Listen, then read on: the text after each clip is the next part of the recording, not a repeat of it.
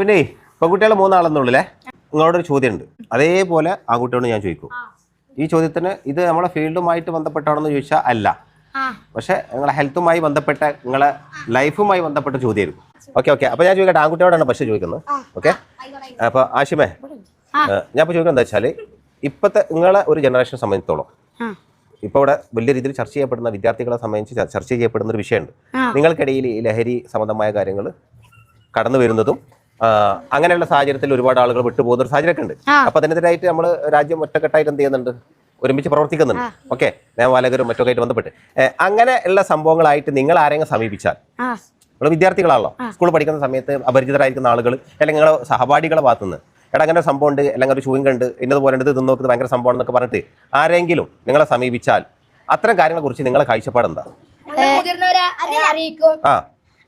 ഇങ്ങനെ എന്താ ചെയ്യണേ, നിങ്ങള് വലിയൊരു കുറ്റം ചെയ്യണേ, നിങ്ങള് എന്താണ് ഇപ്പൊ വളർന്നു വരുന്ന ജനറേഷനെ കുട്ടികളെ നിങ്ങള് വഴി തിരിച്ചു വിടല്ലേ, അപ്പൊ നിങ്ങളെ എതിരെ ഞാൻ കേസ് എടുക്കും, പോലീസിനെ വിളിച്ചെന്നൊക്കെ.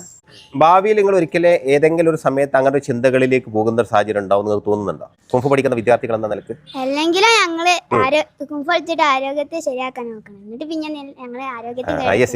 അത് ബെറ്റർ ആൻസർ ആണ്. ഞങ്ങളെ കുംഫു കളിക്കുന്നത് ഞങ്ങൾ ആരോഗ്യത്തെ നന്നാക്കാൻ വേണ്ടിയാണ്, പിന്നെ അത് നശിപ്പിക്കുന്ന രീതിയിലുള്ള ലഹരിനെ പറ്റി ഞങ്ങൾക്ക് ചിന്തിക്കേണ്ട ആവശ്യമില്ല, അതല്ല ഉദ്ദേശിച്ചത്. Okay, very good. അന്ന് കൈയടിച്ചു തന്നെ നല്ല ഉത്തരങ്ങൾ പറഞ്ഞു കേൾക്കുന്നു. ഓക്കെ, അടുത്ത ഗേൾസിനോടാണ്. 3 പേരേ ഉള്ളൂ. ആ 3 പേരോടും ചോദിക്കുകയാണ്.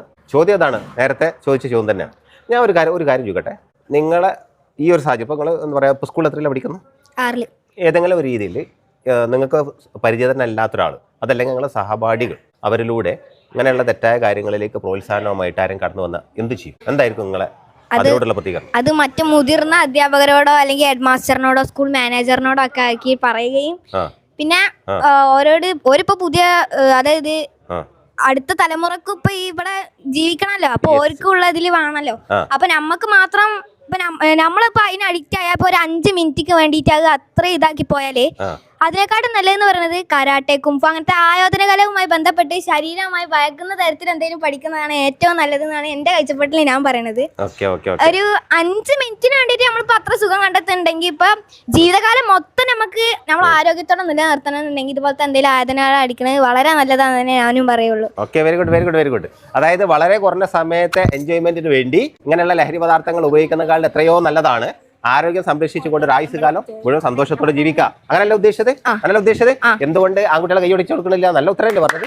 Okay, ready. Very good. അപ്പോൾ ഓക്കെ, നിങ്ങളെ എല്ലാവരും മിടുക്കന്മാരാണ്. നമുക്ക് ചോദ്യങ്ങൾ അവസാനിക്കുന്നില്ല. നെക്സ്റ്റ് ചോദ്യം നമുക്ക് അടുത്ത ക്ലാസ്സിൽ ഇപ്പോൾ സമയം വൈകിട്ട് പോകണം. Okay, thank you.